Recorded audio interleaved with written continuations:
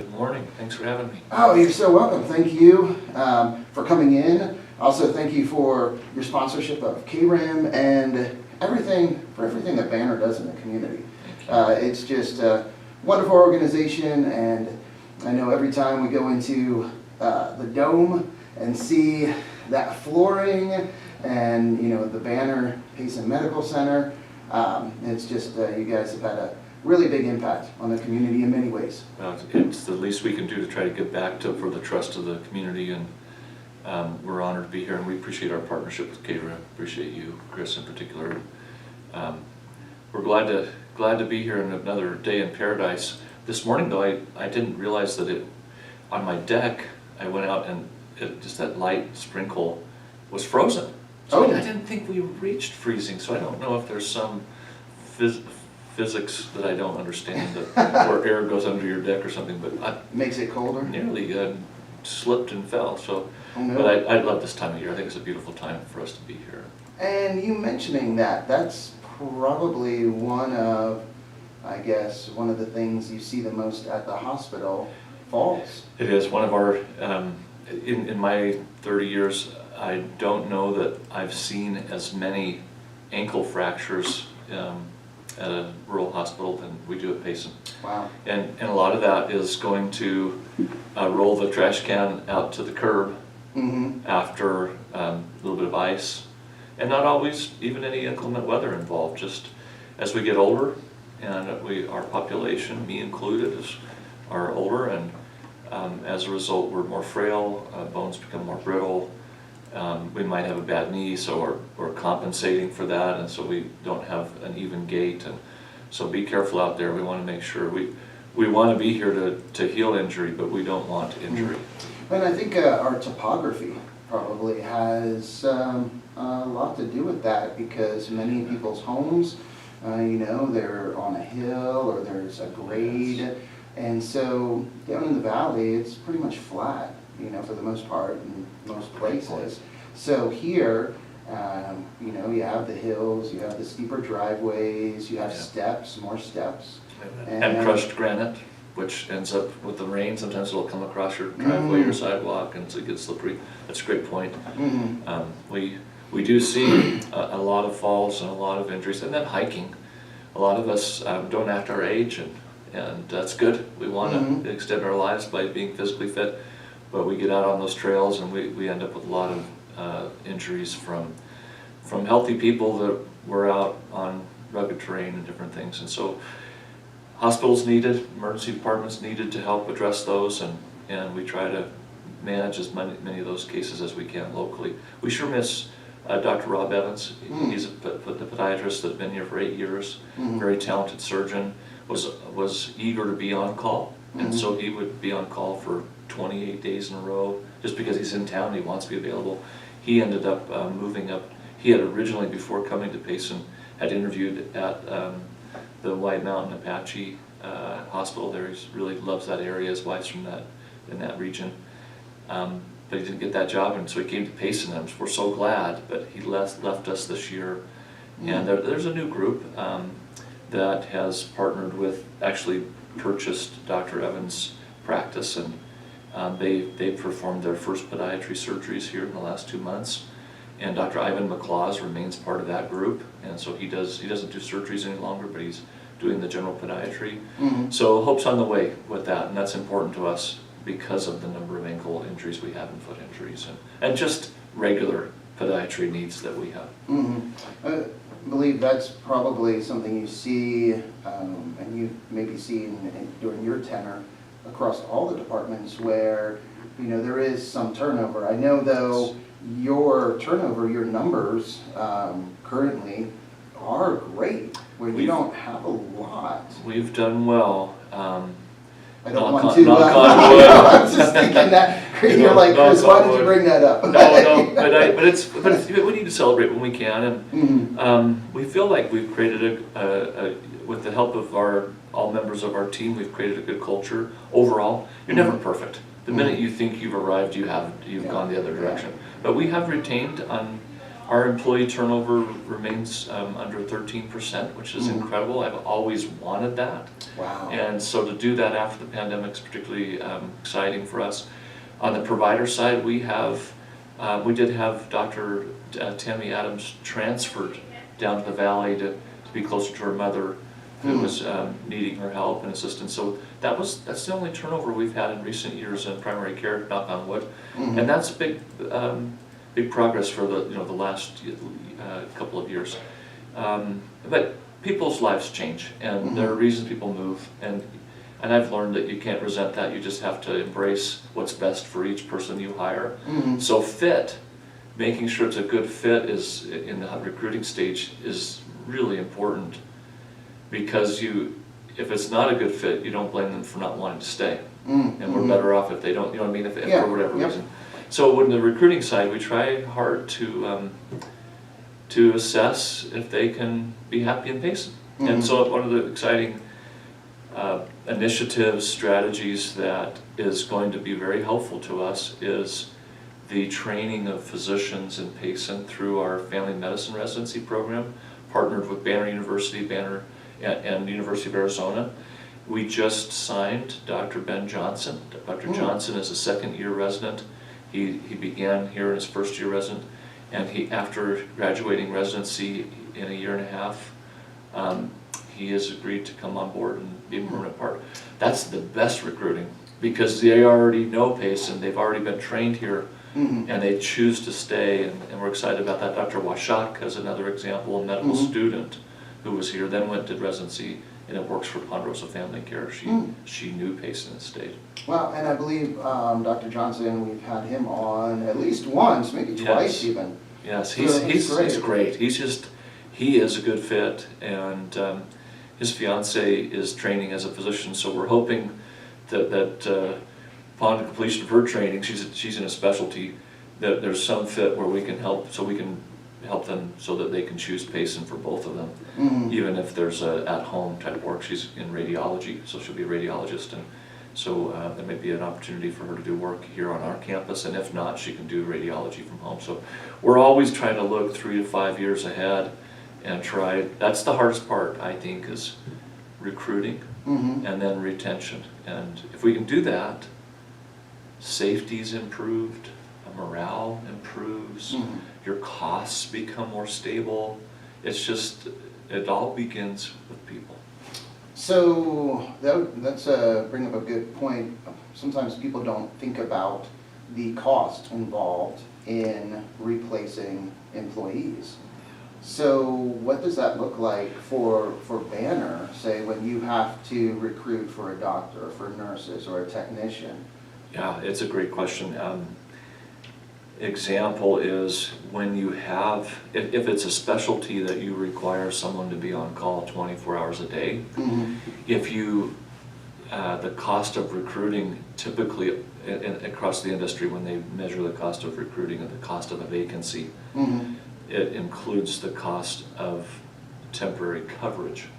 So a temporary physician, the term is called locum tenens, 2 words, Latin, locum tenens.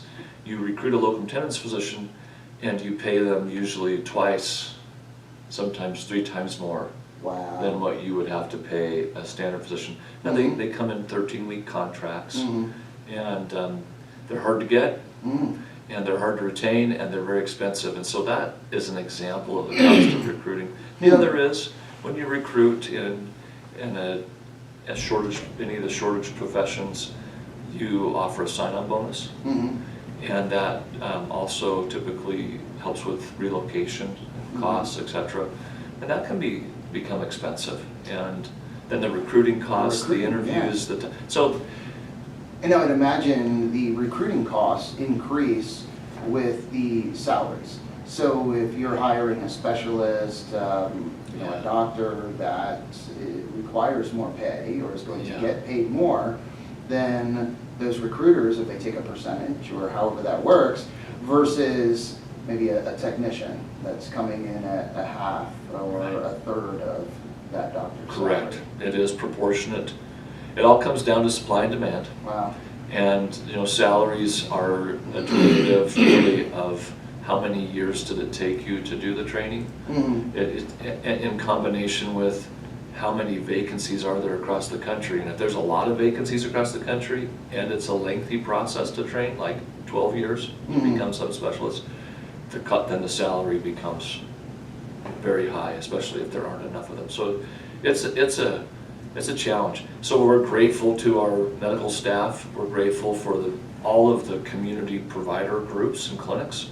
We need all of them. And collectively we have a lot of very good physicians and nurse practitioners and physician assistants who choose to stay in Payson and serve Payson, and they're good for us. We're grateful for them.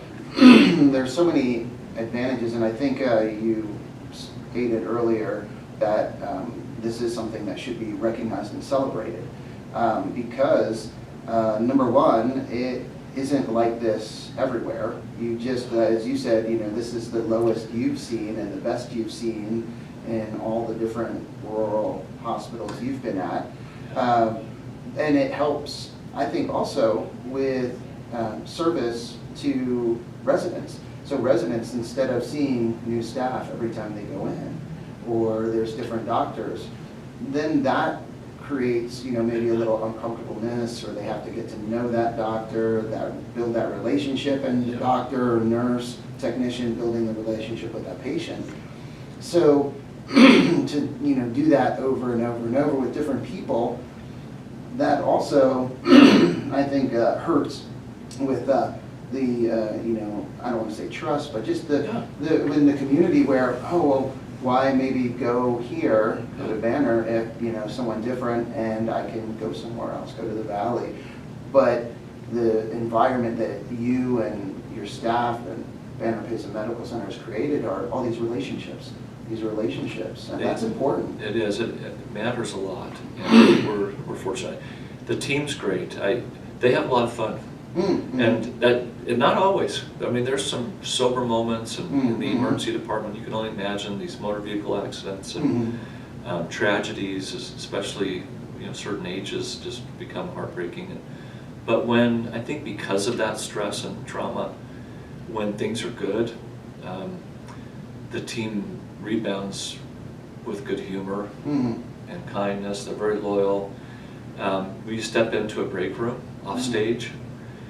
There's an energy level there, and there's some good cooks. You know, as the non-break room guy, which might go trolling through, you know, if they offer me some, I'll take some, but I don't go pilfer from the break rooms. But there's some good food. You know? I don't go pilfer, but there's some really good cooks that work up there, and so we've done great. The medical staff have been great together, and but you always have turnover. You're going to have retirements. You're going to have marriages that pull people away, or family relationships, and you know, you have to just accept that. And I've learned that, I've seen when people promote and move to another setting, that the employer becomes, or the manager becomes upset with them or frustrated and feel, how can you not be loyal to us?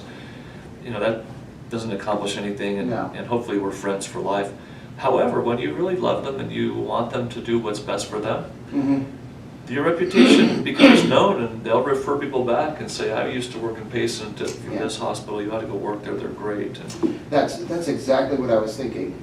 So it is a situation where people that leave Banner Payson Medical Center, wherever they go, they don't have that. They don't leave with a bad taste in their mouth. That's right. And that is very important, because then you figure you have these people that are going out to different locations, different facilities, only saying good things about Banner. So if there's someone in their new network or circle that is looking to relocate, so-and-so always talked so highly of Banner Payson Medical Center in Payson, and how they loved it there, and it was great, and how gracious they were and kind, and all their, you know, coworkers were wonderful. So that is big. That's a part of recruiting. It's powerful. You know, Disney, when Disney was in its prime, Disneyland, Disney World, and their training, they were kind of the, Chick-fil-A is now known for that, extraordinary training for their staff and excellent customer service. Is it, you really want to build a reputation like that now? you know, what are the chances it benefits us? Probably slim, but it will at some point, and it's the right thing to do. Yeah. Oh, yeah. But yeah, so we're doing good. We're grateful for that. And I would say this, that not everyone that leaves our employment is happy with us, and that's kind of any business. They may have had a different expectation, or there's something that we set a standard that's here that we consider here. They feel it's unnecessary.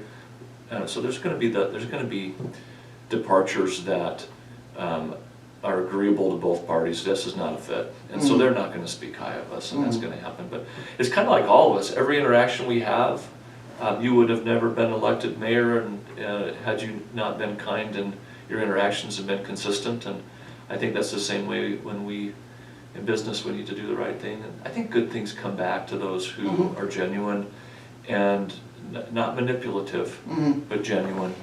And we hope that's the case with Banner Payson Medical Center and Banner. It all comes down to sowing and reaping. Sowing and reaping. So if you're just tuning in, just started listening, talking with CEO of Banner Payson Medical Center, Hoyt Scablin, and just talking about what's happening with Banner and new developments. So yeah, is there anything you wanted to share this morning? You know, a couple updates. I thought when I realized I'm your program today. Sorry, sorry to your listeners. Hey, this is it, man. You get me and Chris. So Chris is the better half of that. So a couple things. We did, just to reiterate, earlier this year we transitioned Banner Urgent Care next to, in that lot there next to McDonald's and Pizza Hut, to same-day care. We had found that Sundays were very challenging for us to staff, which is interesting, and we were closing a lot on Sundays, and because we illness or just difficulty in getting fully staffed. So we moved to Monday through Saturday hours, 8 to 6. We didn't have many after 6, and we didn't have many on Sunday, and so kind of right-sizing the clinic. And we've got we just interviewed a physician assistant who I think will be a great fit, and that'll help us to be able to offer far greater consistency. We have a great team there already, but we made that change also. When you get Medicaid reimbursement, so the Center for Medicaid and Medicare Services distributes funding to each state, which is then used to care for those who are unemployed and some disabled, but that's Medicaid. That's the insurance for them, as opposed to Medicare, which is for those who are over 65. And with Medicaid, you typically, you lose money with each patient that you treat. The rates of reimbursement are below cost, typically. And Medicare usually is at cost, and then all the other insurance is where we make up for that. And so we, by making a change in our designation, we're going to eventually, here early next year, we hope, the government shutdown slowed the processing of our application for a designation to be a rural health clinic in our same-day care. It'll help us to break even on our Medicaid patients that come through there. So people are wondering, why did you change the name, etc.? Well, the term urgent care requires certain hours and different things like that, and Gotcha. So moving to a same-day clinic makes that more sustainable. So that's what's going on there, more than you want to know. But there is a intention behind it to stabilize the service for our customers and for the patients in the community that need their doctors out of town, for example. Their medication they need a refill. That's one use. Child's sick, need to get cleared. Doctor's office is full. We want to be consistently there Monday through Saturday, so that's what's going on in the same-day clinic space. There's 2 clinics we operate in, one in Show Low, one in Pine or Lakeside, and then we have the one here at Payson. But for the Payson audience here with KRIM, I wanted to give you that update. All right, and then also has all of the construction as far as the parking lot, repaving, drainage, Yes. all of that's been completed? Yay! Yay! Perfect timing, right? With all the rain. We did that through the monsoons and the late monsoons, and so we just had little mini swimming pools on the campus wherever we tear up the asphalt, it just seemed like it would bring the clouds. And So it was a very lengthy project, but we have resurfaced all of the, dug up and tore up and replaced the base, even the soil.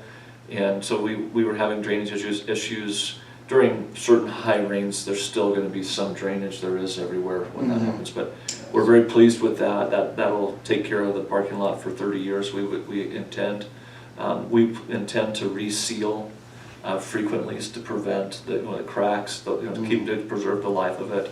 We will, come next spring, reseal all of our lots, those that were completely replaced and those that have just been replaced. So you have to, the engineers were saying that you need to let the asphalt rest. I guess there's some degassing and different things, but I understand all that. But then in the spring we will do a blacktop seal and then restripe all the parking spots throughout the entire campus, and that will tie it all together nicely with the black surface, where today you can see some different ages and you can tell that it's a patchwork. So simple things like that, but we're excited about that. We'll be painting the administrative building. We didn't get it done this fall before weather turned, so next spring we'll repaint that original building where the original clinic was, and we'll try to tie the campus together better. We'll be pulling out some of the ground shrubbery that's in front of the hospital because it holds trash. And it makes it hard, it makes it more expensive to maintain. And so the challenge when you change out landscaping is the first couple of years after that it looks a little barren. So you'll be prepared for that in the coming years, but we intend to do some landscaping that you can rake around, where what we have today is green, but you can't clean it out. And then we've had, occasionally they'll be not from our care, but there might be someone who's homeless and leaves a needle or things like this, and it becomes dangerous for the landscapers. So we're going to change our landscaping up a little bit on the outside. That'll kind of complete the outside. We're going to also be repainting those downspouts off the hospital. And then we have that heating, cooling, air conditioning unit up there that has rust on it, which drives me nuts. But we're going to be repainting that, but you have to wait for the right weather. You got to have dry. So next year, I think we'll be doing a lot of painting, trying to clean that campus up. Or the other project that we completed was down there on East Main Street, where our Banner Medical Group primary care clinic is. We are leasing now a second building, connected them with a breezeway, and we're able to increase the amount of clinic space by over a third to incorporate all these new physicians that we've recruited and the new residents in training. So that was that probably has one of the more important impacts in the community. 5 years ago when I came, the wait time to establish with a new physician, if you're a new patient with an existing physician practice, could be 6 months. Wow. Now we're down to 2 weeks or less in some practices. And there's been growth in all of the practices in town, the non-Banner clinics as well. So we've made some great progress as a community. But that 1/3 expansion created more physician openings for patients, so we're proud of that. Next big project will be, there's a couple. One is internal. It's flooring, removing wallpaper. Cannot wait for that. Wait, I've said this before on the program. That teal and pink is coming back in. I said, then we're getting it out of there quicker, because we need to go to some neutral colors, because when you're in the hospital, you don't get to, if you tie the color of the floor to the walls, then you start updating. It just becomes more expensive, more constraining, and then when that color's out of style, you're stuck with it. So we're going to go to more neutral. So that we're going to be spending about almost $3 million in the inside of the hospital. The inflation that we've experienced in the trades and et cetera is not allowing us to accomplish everything that we want to accomplish.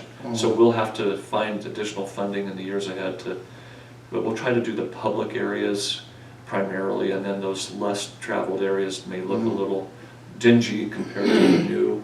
So it's just an effort, like any other business, to how do you reinvest in your facilities and your infrastructure to keep it as good as your staff. And then the next project worth mentioning is the cancer center.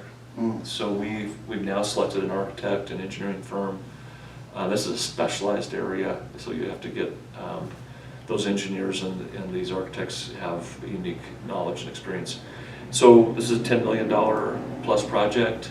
The backside of the hospital to take the old cancer clinic and turn it into a double the size, reestablish radiation with a laser. That's an expensive device, usually $3 million just for the device itself, but you want it to be perfect and exact when we put a laser to some part of your body that it exactly, smaller than millimeters, radiates it with precision. The Banner MD Anderson radiation oncologists will be visiting Payson. And then we'll have more space for chemotherapy, more attractive space than we have today. And that's a big deal. That project, we just had a meeting today, we've got to staff that. There's just so many complicated pieces and parts of that, but we're hoping to have that completed in the April 2027 timeframe. And that, it seems like construction is always delayed due to weather or supplies, so maybe it'll end up later that year, but regardless, in 2027, we should be able to allow patients who are diagnosed with cancer in our country to have the option to stay at home. So 60% of patients with cancer require radiation, and we're not able to do that today. So those 60% of our medical oncology patients have to go to the valley for treatments. So we do chemotherapy. So we're just trying to bring anything that we do well, that we can do well in a financially responsible, sustainable way. We want to bring those services to Payson. We had our Dr. Homewood is with the National Science Institute, who we helped recruit to Payson. He's now performed surgeries on